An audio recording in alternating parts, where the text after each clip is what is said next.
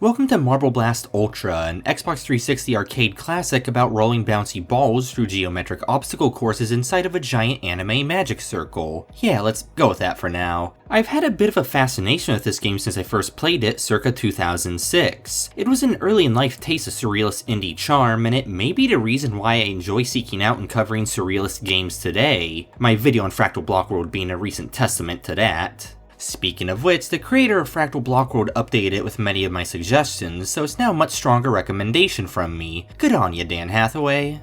That aside, today's subject, Marble Blast Ultra, is bound to be nostalgic for some viewers. I personally don't tend to feel nostalgia the same way others do, but I did occasionally get that nice little exciting hit of, oh yeah, I remember this level. Since I'm immediately suggesting that this game is nostalgic, I do want to counteract that by saying that my videos largely discuss games from the perspective of today. This approach once won me the ire of the last remaining keyboard aiming enthusiasts. I'm surprised they found out how to access the internet from their nursing homes.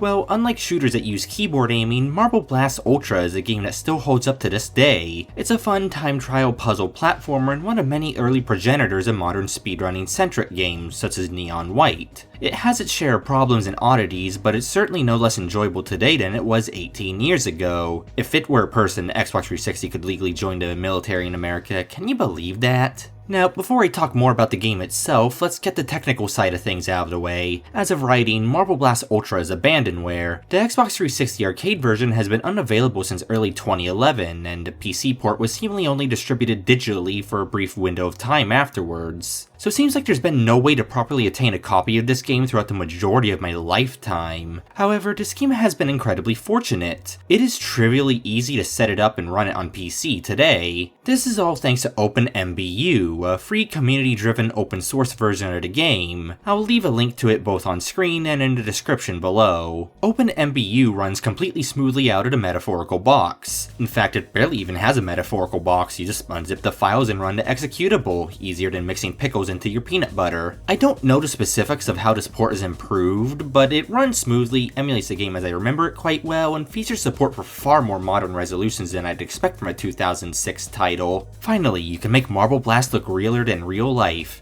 HD. So it's 1,000 miles beyond Splinter Cell conviction on every technical level imaginable. It also has Discord integration, funnily enough, which explains why multiple people suddenly asked to watch me play with my balls.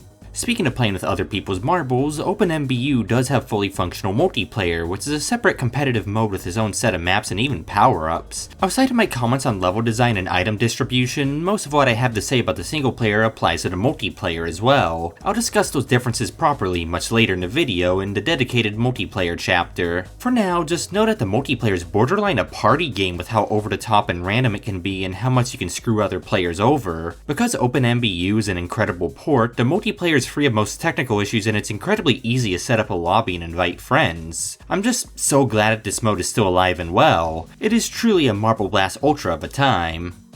Now, there are a select few shortcomings to this port, particularly some small quality of life features and online functionality that both seem to be absent. There's no proper leaderboard, no form of FOV control, and no hotkey to instantly restart the current level. I'll talk more about why I wanted those as I go along. For now, let's get the ball rolling, starting with the gameplay. Real quick though, I have a Patreon now. Subscribing to it is a great way to make my upload schedule suck less, and you'll get your name right off in future videos. Probably at the end. So thank you very much, Banana, my sole subscriber as of writing. Gotta start somewhere, I suppose. Moving on. Marble Blast Ultra, which I'll randomly call Marble Blast for short from now on, trust me I'll accidentally say it interchangeably, is probably the most straightforward game I've ever covered that isn't a walking sim. It's a scene-based platformer about rolling your balls across treacherous terrain until you reach the holy light shaft. Sometimes you need to collect gems before entering the light shaft, though that's the most significant fundamental deviation you'll encounter. Why are you traversing these aerial gauntlets and rolling towards the divine light? Well, the story's that you're playing as John Marble.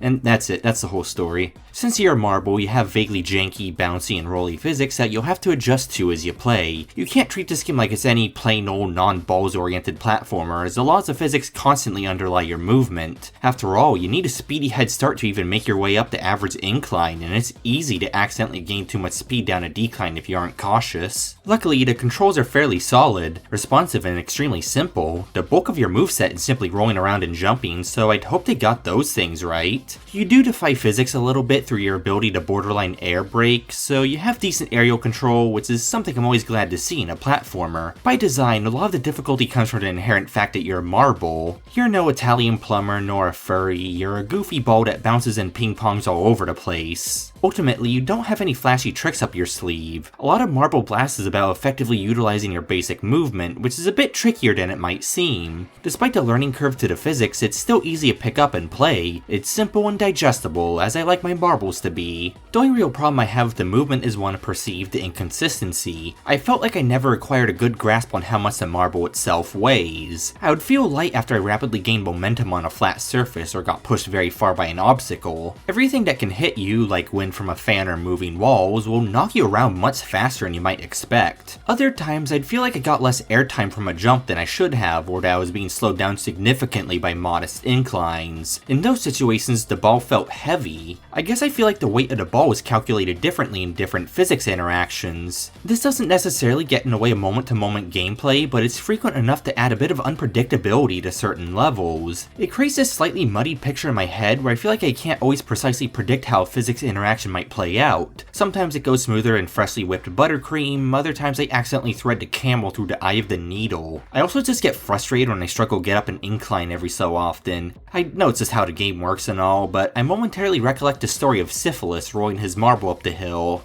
I don't like that feeling. Beyond moving and jumping, your only other baseline ability is the title-dropping Marble Blast ability. It's this charge bar up here. It builds up over time, increasing in power at higher charge levels. With this power, you can unleash a Marble Blast Ultra that's equivalent to about half a jump, at best. The refractory period is long relative to the length of stages, with your balls being unable to unleash too many blasts per minute, so it may not see much, if any, use in most stages. I'm not too sure how I feel about this ability. Good uses for it seems rare outside of niche circumstances or skipping a single small platform in jumping sections. I may be making a bit of a mistake expecting this to behave as a double jump of sorts. Perhaps it's better thought of as a jump enhancer, much in the same way that grown-up words like fuck and mortgage are sentence enhancers. Still, it's rare that I found myself in situations where its ability was especially useful. It's one of those things I suspect offers the most return at higher levels of play, but, you know, I'd be posting speedruns rather than analysis videos if I played games at a high level. Personally, I often forgot I had the Marble Blast ability, though I did remember to unleash it at the end of levels as a celebratory firework, so that's at least a plus. On the other hand, I really appreciate the power-ups. These are one-time use items that you can find throughout the stages. Once you pick up a power-up, you store it in a slot until you decide to use it. These power-ups briefly offer a significant boost of some kind. It ranges from hyper-jumping, hyper-speeding, hyper-balls, you name it. Most of them are simple in effect, but they can be surprisingly tricky to use effectively. Sometimes it's rather obvious how you're expected to use the power-up in the context of the level. Other times you can subvert course design in fun ways. They play into the core movement excellently, with all of them being oriented around momentarily boosting a specific aspect of your marbular physics. While the boosts the power-ups give you may only last for a brief moment, they're all very strong. Even if the super jump only gives you one big jump, the magnitude of that jump is nothing to sneeze at and can save a lot of time when used correctly. Speaking of which, my personal favorite has always been the super jump. There's just something inexplicably quaint about it and the sound it makes. I quite adore the power-ups overall. They're simple but effective and versatile. Like me. Some of these are criminally underutilized. The Mega Marble power-up in particular really feels like it was pushed off to the side. Thankfully, most other power-ups do get their time in the spotlight, with some level designers seemingly quite enjoying a rocket that's statistically more likely to send you careening into the void than anything else. Speaking of careening into the void, since this game features checkpoints and most levels are on the short side, mistakes, or the game deciding the laws of physics hate ya, aren't punished too severely. I mean, you've almost certainly noticed me deliberately blasting the restart button within a billionth of a zeptosecond of making a mild mistake. It's arguably just me being my own worst enemy, but it's also a sign I need to enforce a form of punishment, mostly for the sake of saving a couple seconds in time on each level. Hey, those seconds are precious. I'm gonna reiterate that Marble Blast is scene-based, meaning that each level is its own isolated experience meant to be repeatedly beaten and replayed. Games such as Super Meat Boy, the Toho photography games, and aforementioned Neon White would fall under this descriptor. Marble Blast Ultra is relatively laid back and approachable in comparison to most of those games, though it does occasionally crank up the pain a lot. It has a low skill floor but a high skill ceiling, which makes it broadly appealing while also keeping it highly replayable. And if you want something a little different, there's also the collectible literal Easter eggs, which offer a bonus reason to explore and replay levels. I'm not the collectible hunter type myself, but they're a respectable little inclusion. Weird random oddity, but the most popular guide for the Easter eggs on YouTube is also a Taco Bell advertisement that was posted 7 years after the game's release. Not sure what to make of that. Anyways, Marble Blast's incentive to replay its scenes is simple. It's about having a good time while getting a good time. For me, a massive part of the fun of this game is optimizing my time on stages. Regardless of how much I enjoyed the level itself, I overwhelmingly stuck around for a handful of replays to see how I could tighten up my run. These are usually the high points of the game for me. It's not even necessary to do this, as nothing here is barred behind good times or level clears. You can hop from the first level straight to the last if you really feel like it. Probably not a good idea, but hey, it's an open world game and you can do whatever you want. I don't even have anything to prove, I just enjoy carving efficient paths through these bite-sized levels. So the fun comes from a mix of both clearing levels and pursuing better times. If your only concern is beating every stage, then Marble Blast Ultra is arguably quite easy. If you're like me and you self-impose trying to optimize times and beat levels without checkpoints, the difficulty increases quite significantly. Some maps are far more literal ball torture than others. I have more to say about that soon, because I'll get sidetracked if I talk about it now. Instead, I'll move into the part I've wanted to talk about the most, the presentation. Marble Blast Ultra is rather unique in this regard. There's something about the simple geometric look, abstract structures, and bright colors that lend this game a great surrealist atmosphere. Each of the 3 courses has its own color scheme, usually pairing a vivid color with a consistent brown. As the courses get more difficult, the color palette becomes a bit more oppressive and unwelcoming. It does lend a visual sense of progression to the game, even if it's rather discreet, as in, like, discreet. With only a few exceptions, the maps and world around you are extremely readable. There's very little clutter or fluff, maps are just what they are, and it's always obvious what's decoration and what's danger. And it's always quite easy to understand where you're supposed to go. This is a good breed of minimalism, and it's very welcome in a game about speedily clearing obstacle courses. Though I do wish the fans had a better visual tell when at the end of level light shaft was visually distinct from the start of level light shaft. That latter issue created a couple mildly embarrassing clips. Later on into making this video, I've been playing Mirror's Edge Catalyst. It may seem like an odd game to suddenly compare Marble Blast Ultra to, but I think they have a surprising amount in common. At the most general level, both are about speedily traversing platforming obstacle courses in geometric worlds. I'm particularly bringing up this comparison because Catalyst is a good counterexample to many things Marble Blast Ultra does right, and one of the most obvious points of comparison is the visual style. Despite Catalyst's attempts at a minimalist geometric art style, its city and environments are so cluttered and convoluted that it's hard to tell what you can interact with and where you need to go. It's easy to miss solutions to navigational puzzles because they get lost in Catalyst's neon dystopia with oppressively bad anti-aliasing. Not that Marble Blast Ultra has better anti-aliasing, but I mean, it does have a good excuse for it. Catalyst's Band-Aid solution is a red scent trail to follow, and significant obstacles lighting up like neon marquee as you approach them. It's a problem that stems from the game struggling to make a 3-way compromise. It's a AAA need for the world to be as graphically detailed as possible, competing with both the suit's desire for an open world, and for the environment to be traversable for the average Joe. The end result is an experience where you mindlessly follow the obvious red trail because the way forth is visually obscured otherwise. Even if you're good at games like this, needing to figure out jump puzzles, or juzzles as I call them, will slow you down. In a platforming-centric game, this is fine, but a AAA developer worries that they might lose little Timmy if he isn't constantly living out his fantasy as his favorite speedy furry mascot, Bubsy. Thus, blinding neon red trail to follow. Marble Blast Ultra, on the other hand, has easily readable maps and little visual clutter. You will always know where to go. In a few maps where the route isn't immediately obvious, it's also obviously intended to serve as a bite-sized navigational puzzle for you to figure out and hone your time on. It further helps as condensed level-to-level nature and time trial structure counteract that juzzle slowing you down problem. Learning maps in Marble Blast can be simple, fast, and rewarding. Catalyst is clunky, unrewarding, and either brainless or unintentional intentionally confusing. Also, Catalyst did give me a lot more respect for the fact that Marble Blast Ultra's controls function at a baseline level, so that's a plus. I've gone a little out of the scope of presentation, but regardless, minimalism and readability are gargantuan advantages that Marble Blast Ultra has over a lot of its distant cousins. It's a great case of limited graphical resources being used advantageously. It is an extremely visually clean game, both in terms of readability and shininess. I mean, just look at how shiny the floors, walls, and the marble are. The intergalactic obstacle course janitor deity has gone the extra mile neatening this place up.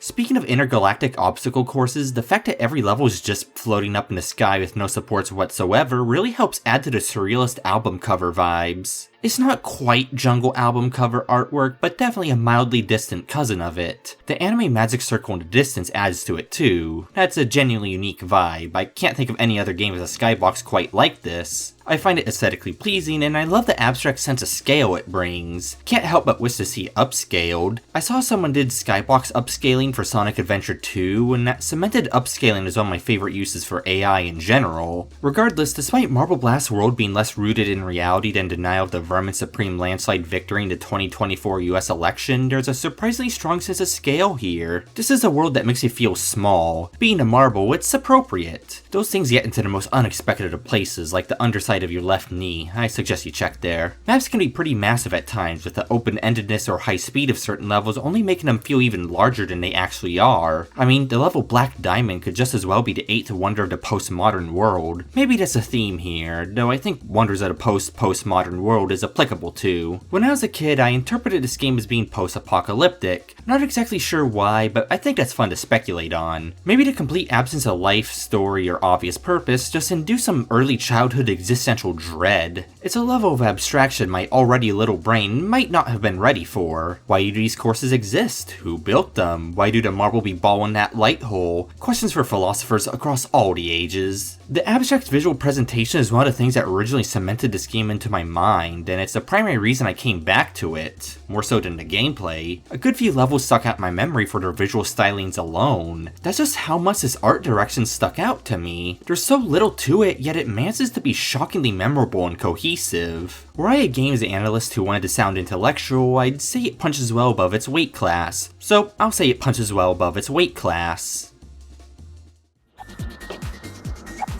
I take it.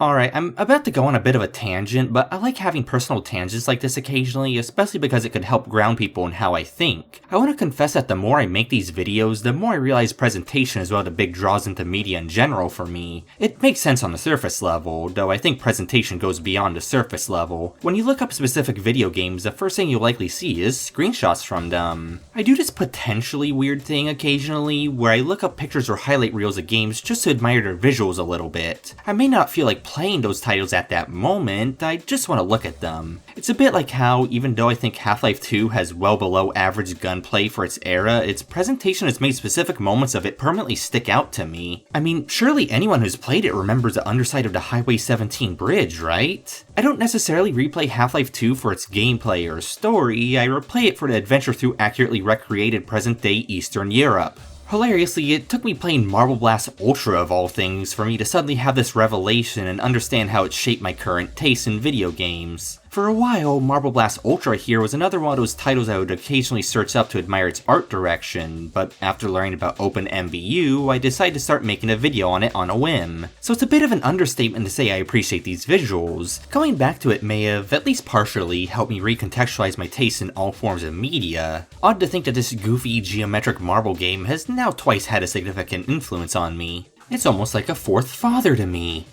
Anyways, what was I saying? Oh yeah, I like the shiny balls. They come in a myriad of fruity flavors, like me. I used this one in particular because it was the closest I could get to something that looked like it tasted minty, or maybe like cotton candy ice cream. I'd love custom ball textures, but that's seemingly a pipe dream. The technology isn't quite there yet. That's about all I have to say about the visuals. They've been festering in a dark corner of my head for close to 2 decades, much like those spiders that crawl in there while I sleep. In summary, I like them.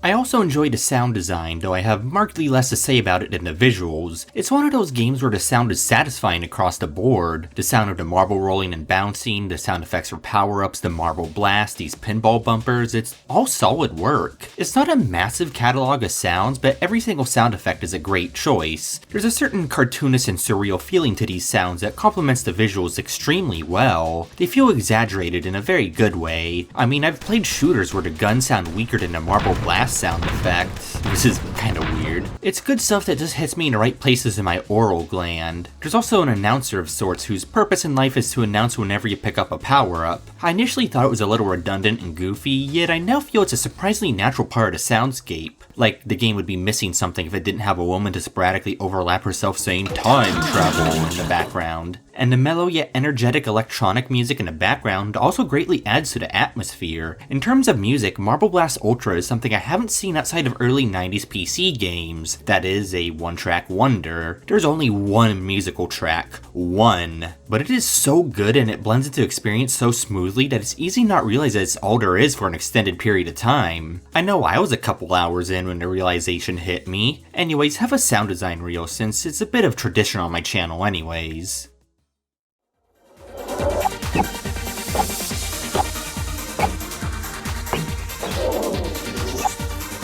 Checkpoint.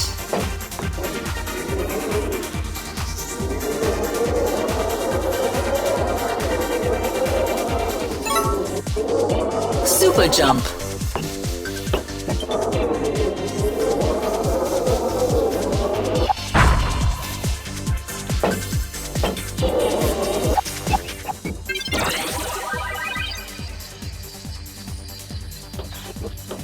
Checkpoint.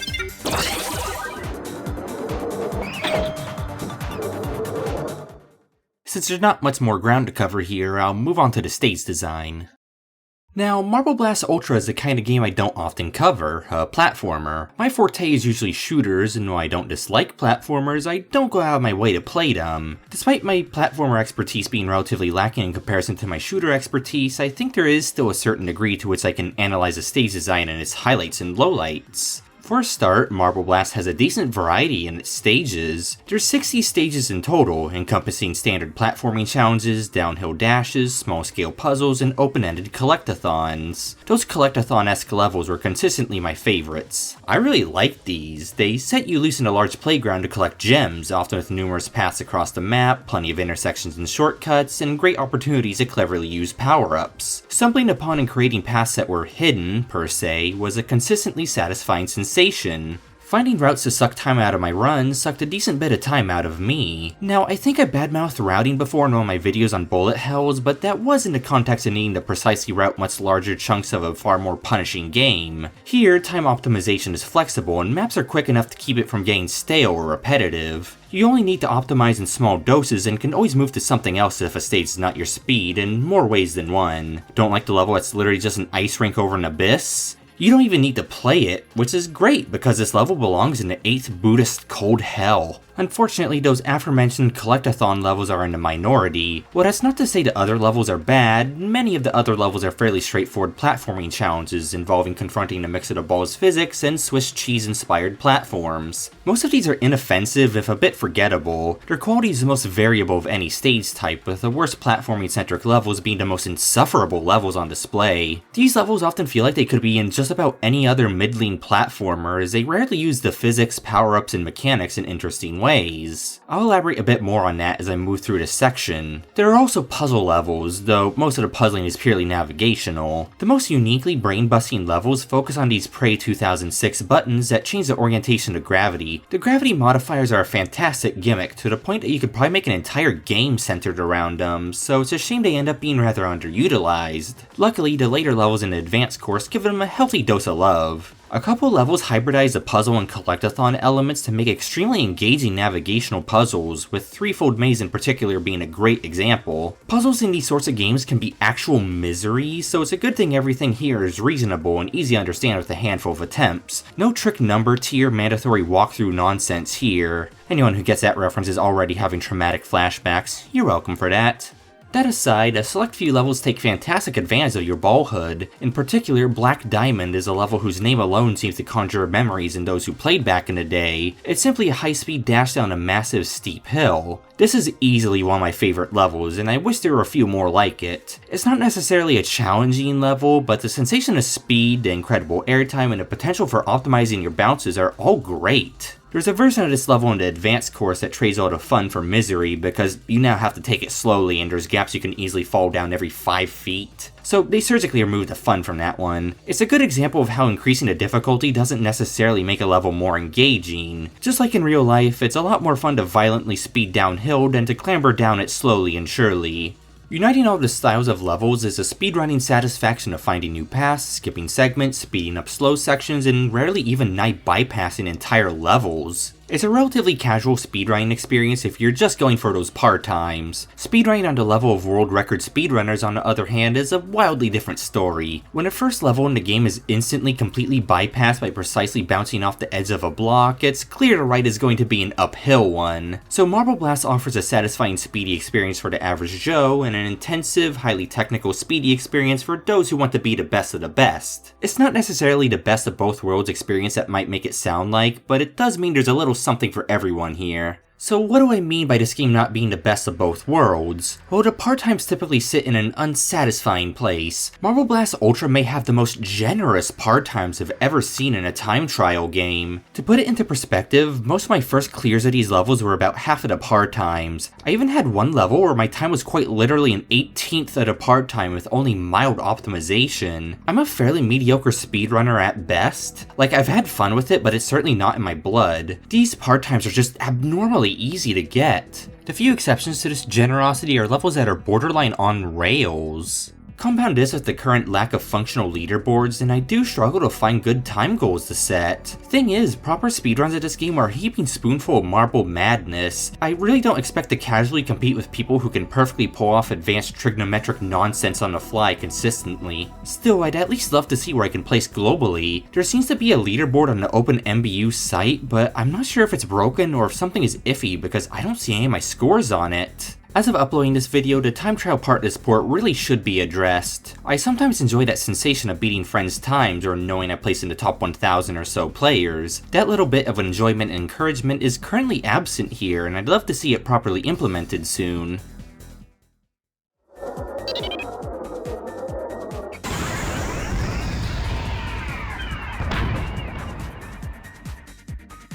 Hey, I think I've broken a world record! Plus, as I lightly touched on, some of these levels feel like they don't belong in a physics-driven platformer such as this. The best levels hybridize the physics and mechanics to create interesting and replayable obstacle courses, so it weirds me out when certain levels seemingly forget that you're a marble and that there's a versatile set of power-ups to utilize. On the bright side, those levels are typically inoffensive. However, in certain levels, your marbular nature serves as a gameplay hindrance, per se, rather than a fundamental gameplay element. A few levels ask for a certain degree of precision platforming. You know, precision platforming, in a game where your rather unwieldy accidentally roll 2 inches too far into a death pit ball. Precision is often a distant aspiration here, yet there's a tightrope level. Yeah, I'm not gonna justify that one's existence by even trying to beat it. The level designer's truly treading a thin line with that one. Maliciously designed levels like this are overwhelmingly the least enjoyable ones present, and have a lot of overlap with levels that use gimmicks and obstacles obnoxiously, ice in particular being my most hated obstacle. Speaking of which, a handful of the recurring obstacles feel more annoying than fun. Slippery ice is here and it ain't nice. Anyone who's been around a platformer block should already know what the problem with ice is. The problem with ice being the name of the hot new pro-global warming think piece novella. The level sledding is a perfect example of how nasty ice can be. I hate this level so much. Clearing this in one shot is miles harder than it looks. It's precise, punishing, and almost no fun to play. The game would sporadically place me in an ice level, and I would immediately think, yeah, no, not today. In general, I feel that ice levels should just be deep fried to oblivion. Another obstacle that sporadically annoyed me was a specific use of the disappearing platforms, these staircases. They technically don't disappear, but I don't know what else to call them. Regardless, they are effectively a platforming rhythm minigame. My issue with these is that the platformers are triggered by touching their sides. Slip ever so slightly too far on a jump and it's almost a guaranteed restart of the level, or to the previous checkpoint if you're not as crazy about this as I am. You have no way past these staircases beyond straight through. You can try gay through, which usually works better for me, but not in this case. This might be personal preference, but I just don't like these that much. Finally, I found that vertically moving platforms are another sore spot. They're often rather slow with surprisingly long cycles, so they often represent a period of thumb twiddling in runs. I usually just want the moving platforms to get a move on. These are also greatly harmed by a fundamental design flaw. See, you can't look very far up. I don't know what the vertical look angle is here, but it's among the lowest I've ever seen in a game. So when you have to climb chains of moving platforms vertically, it can be a drawn out guessing game. It made me wish for a higher vertical view angle or an FOV slider. As it stands, I felt oddly blind to these, sometimes not even realizing they're present until they suddenly lowered into my field of view. It's honestly not a huge deal, but it's a very dull bit of memorization when you're trying to properly speedrun in a boring waiting game no matter how you prefer to play. I suppose I'm rather ambivalent towards a lot of the obstacles otherwise. The things I haven't mentioned, such as the fans, bumpers, and grippy floors, are cute, but nothing particularly special. I suppose you can do some fun things with the bumpers, and the grippy floors are another one of those cool, underutilized ideas. Still, they often didn't do too much for me. I've struggled to word this feeling, and I've put this video off for a while as a result, goofy haha me, but the sensation of freedom and navigational puzzle solving always trumped the extra variety introduced by obstacles like ice or bumpers. For me, Marble Blast peaks when I'm traversing open-ended or fast-paced maps with free reign to weaponize power-ups and take whatever path I desire. I'm not as engaged when I'm treading relatively generic linear platforming obstacle courses or ice hell, I can't get over the ice, I hate the ice, I hate the ice. I want that sensation of finding out how to traverse a map speedily over simply moving through the course speedily, if that makes any sense. The discovery is more rewarding than the execution, and gimmicky obstacles like ice are part of that execution. Not to say I didn't enjoy the execution part of the speedrun, just that I enjoy the process of puzzling out the ways to milk time out of these bite-sized runs more than actually engaging in those optimized runs. The primary conclusion that can be drawn from this is that I wish Marble Blast stuck to the navigational puzzle levels more, keeping the focus on figuring out efficient routes and good uses of your limited moveset. I still love the gravity modifiers though. Inject the Prey 2006 directly into my veins, please.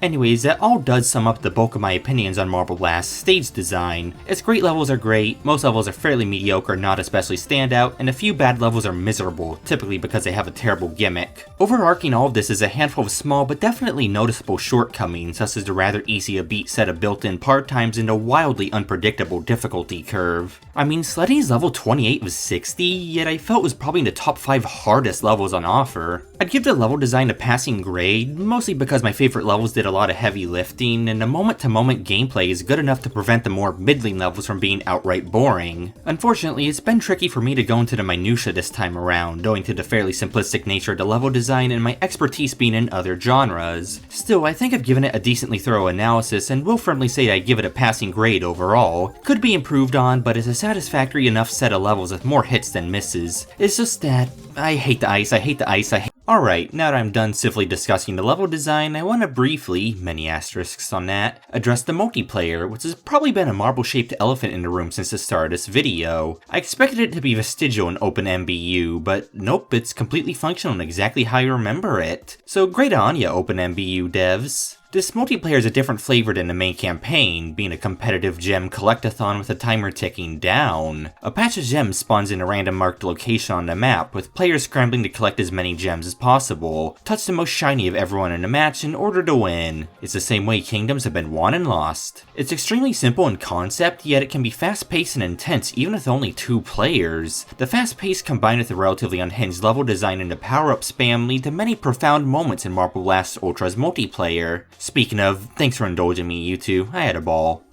Anyways, I'll start by discussing power-ups. The best summary is that the power-up density is so profoundly high that it's trivially easy to swap out your power-up on accident. This is a problem I never encountered once in the main campaign. The sheer abundance of power-ups is perhaps the most significant chaos multiplier present in the multiplayer. You can barely roll a dozen feet without stumbling upon super speed in particular, though all of the other power-ups are in great supply as well. The campaign gave you very few opportunities to double up on power-ups or use bizarre concoctions of them, whereas it happens very regularly here. Interestingly, the Mega Marble and Ultra Blast power-ups, which both only appear literally once in the main campaign, are massive ball-shaped staples of multiplayer. Ultra Ultra blast your Marble Blast into an Ultra Blast Marble Blast Ultra. In other words, you get to blast your friends to the Great Marble in the Sky with your Marble Blast, and that's on top of its enhanced potency for traversal. It's a very welcome addition to the multiplayer, as its fast pace makes it harder to get used to slowly recharging baseline Marble Blast. The Mega Marble power-up is another prominent feature, serving as the power-up if that makes any sense. With it, you temporarily transform into a literal wrecking ball and can easily control the zone around you. Touching enemy balls flies them to the moon, it's easier to pick up gems, and your speed and jump height receive a mild boost. Its offensive uses can make it incredibly oppressive, yet it still manages to be fun to be hit by it. You just go flying so far. Hard to not love it, really. Beyond that, the multiplayer has a decent collection of exclusive levels. No reused campaign maps here, they're all genuinely exclusive. These maps are circularly navigable and open-ended, effectively being collectathon battle arenas in a way. They're all conducive to the game mode, though they still can range wildly in terms of quality. Some maps are rather bothersome to play, and others are a Marble Blast Ultra. It's pretty easy to describe why I like the maps I did like. They felt a lot like playgrounds, testing a mix of both your base moveset and your uses of power-ups. When a map gives you a decent mix of the horizontal and vertical, a decent bit of ground to cover, obstacles or gimmicks to subvert, and a lot of freedom, that's a formula for a good time. Since you're up against other players who statistically want to Marble Blast all over your face, you have to adapt to these environments, use power-ups cleverly, and time your Marble Blast to ensure your survival. And the death of your friends, of course. It all results in a solid, multifaceted experience. Every path is a different risk, and the power-ups and their placements represent a different advantage or utility. So the best maps are great traversal challenges with a pleasant dimension of strategy to them. Learning how to navigate them speedily under the pressure that is the dreaded other humans is a surprisingly great time. We're playing Bye! Holy shit! Get hip checked, dude! Affectionately. On the other hand, the worst maps felt restrictive, often being rather constricted, easy to control, or confusing. In some maps it was incredibly dangerous to use power-ups or to not camp the Mega Marble spawn points. In a few others, finding the gems in the first place was a strenuous ordeal. It's not to say none of those things I mentioned before apply to the weaker maps, more to say that these made me feel deprived of meaningful strategies. The map King of the Hill in particular is a good example of this. It attended the Two-Fort school of map design, where the madness derives from its poorly thought out layout, which makes it easy to be spawn killed or suddenly blasted off at any moment. It's a ball of chaos, sure, but I quickly became so numb, I can't feel you there, to how densely chaotic it was. Everyone else I played with loved this map though, so maybe that's just me. And surprisingly, despite my love for the gravity manipulators in the main campaign, they aren't as fun to deal with here. It's a map design thing above all else, and it also doesn't help that the vertical viewing angle is still bad. So in the multiplayer maps, the gravity manipulators can make it a trial to get anywhere in addition to being a nasty case of visual clutter. When you're in a scramble trying to figure out where the gems are, it can be hard to comprehend the sight of this. Despite that sporadic clutter, I actually think the multiplayer maps in general are aesthetically among the best and most appealing levels in the game. They lean hard into the surreal and geometric structure aesthetic I praised earlier. A few of these even retain that sense of scale I loved in certain campaign maps. Many have their own unique themes that help them stick out, with a few even featuring gimmicks or stylings that wouldn't have fit well into the campaign. It's good stuff. I even still appreciated levels that blatantly preferred to be stylish or gimmicky above all else. A lot of the gravity modifier maps are like that, and I am willing to at least partially forgive their transgressions, owing to a natural respect for this absurdist Wild West map design style. The variety lends to the gameplay as well, with just about every multiplayer map presenting a different challenge of sorts. I did wish these utilized the obstacles seen in the main campaign more, though I didn't play every multiplayer map, so I could have just incidentally missed out on those. I think they did fairly good with these maps overall, though playing this with friends could have biased me. Still fun stuff.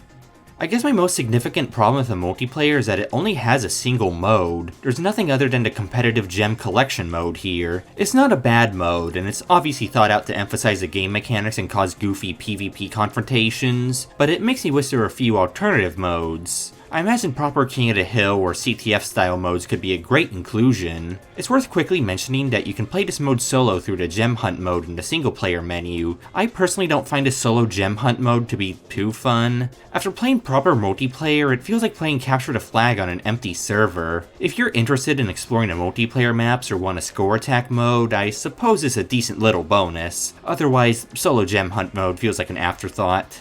That aside, I'm glad the multiplayer for Marble Blast Ultra has been effectively resurrected. I remember playing it back in the day and being fairly good at it for like a 7-year-old probably facing off against other 7-year-olds. I'm not even talking about Halo 3 multiplayer. Much like the campaign, the multiplayer is easy to pick up and play to the point where the people I introduced to the game for the first time managed to beat me in a few rounds. I do play multiplayer games like this fairly casually and just want the goofy fun more than the victory, but it is fun to torture friends with the Mega Marble and the map core. Play your friend's first match on the map core and tell me if it doesn't start a permanent rivalry afterwards. The multiplayer is a good time overall, though you definitely need a buddy or group for now. I doubt many people actively play this online as of writing. Friends help when the game is mildly imbalanced wacky fun where a player can just get an immediate head start by spawning on top of the first gem cluster. It's a genuinely great experience as long as you don't take it too seriously and embrace how zany it can be. Though, to be fair, I do have my limits. Anyways, have a quick highlight reel for my time playing multiplayer before I go into my concluding thoughts. These are clips of us practicing for the upcoming MLG MBU CBT tournament that isn't real. Enjoy. What? but at what cost? Die for your sins. Ball harder than your friends. Mega marble. Super jump. Super speed. Hi. Oh, thank you for the boost across. Oh, but I I have a feeling you go too far. I went ever so slightly too far. I almost saved myself. Super jump. Super jump. I'm blue, bada fuck you, son. Did you grab it? Oh my god, did you grab it? Holy shit! I see Quack, quack. ulti! Holy fuck, that was funny. Mega marble. Yeah, me with the bad intentions.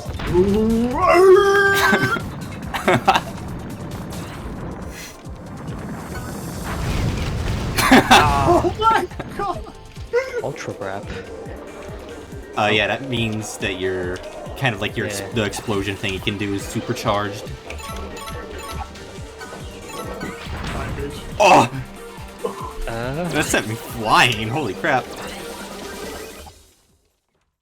There's not much to say at the concluding thoughts this time around, so I won't waste much time. Marble Blast Ultra is a solid time trial game with a decent number of fun levels, great aesthetic direction, and a very fun multiplayer component. It still holds up 18 years later, in spite of some gameplay jankery and a sprinkle of bad levels, so it's a firm recommendation from me overall. As of making this video, OpenMBU means Marble Blast Ultra is effectively free, so the only cost is your time, and I guess like 30 megabytes of hard drive space, but that's peanuts these days. Owing to this being an ancient Xbox Live Arcade title seemingly stuck in licensing Michigan, I doubt OpenMBU is going to be shut down anytime soon. Though I suppose you never really know for sure, I could've just jinxed it. I'm sorry. Regardless, if speed sounds like your speed, it's a great little game to kill some time. It'll only hurt if you play the level sledding, or the level schadenfreude. Is the idea there that the player is a masochist, or that the level designer is a sadist? Anyways, accolades time! One track wonder. There's one musical track and it goes hard. This isn't something you see often. While I might usually chide the game for its lack of musical variety, the sheer potency of this single track keeps it fresh for a long time. I suppose sometimes one really is all you need. Next up, Surrealist Origins. My accolades are typically more universal, as in like they apply to everyone's experience with the game, but this one is rather personal. I can't say with certainty, but this game almost certainly planted seeds in my head back when I played it as a wee lad. After playing tons of more grounded games as a kid, I might have mostly played first-person shooters, Marble Blast Ultra represented a toe dip into the outlandish side of things. I imagine I'm not the only one who's introduced to the broad world of surrealist aesthetics through this game. I've already gone on my whole tirade about how it influenced my tastes, so at this point, I'm just happy to experience Marble Blast Ultra again and spread its gospel. Finally, still holds up. Marble Blast Ultra is not a perfect game. I have issues with some of the physics and stage design, yet it's still largely a good time, regardless of whether or not you care about getting a good time. I made a joke already, but whatever. It's the kind of game that doesn't truly age, owing to the relative timelessness of its gameplay and art direction, so this award shouldn't be all that surprising, especially since I stated that it aged well in the intro. Not like there's frequent innovation in the Marble subgenre anyhow. I mean, if you played this game back then, did you know it now has a spiritual sequel made by a few of the same developers? It's called Marble It Up. I can't vouch for its quality, but I didn't know that this even came out until working on this video. At least there's a surviving marble-flavored niche of games, which we should now call marble-likes. Please, for the love of goodness, let's not call them that. It just so happens that Marble Blast Ultra has remained the best-known game of its marbular kind over the years. It holds up beyond mere weakly immortal nostalgia. A game as humble as this, still standing on its own 2 feet and arguably overshadowing most of its successors, is always impressive. So hey, whether you're nostalgic or curious, it's absolutely worth playing, and it'll still be worth playing a decade down the line. Marble Blast Ultra is flawed but outright timeless, and that's pretty respectable. That's all for today. You know, this video is intended to be half of its final length, but me and being concise go together like gasoline and cheddar. Next up should be another surreal game compilation video, though I have a special New Vegas playthrough in a game directly descended from the original System Shock on the horizon. If any of that intrigues you, I'll see you then. Then, probably meaning sometime the next decade. Have a good one, and thanks again to my Patreons. Don't die out there. Keep on ballin'.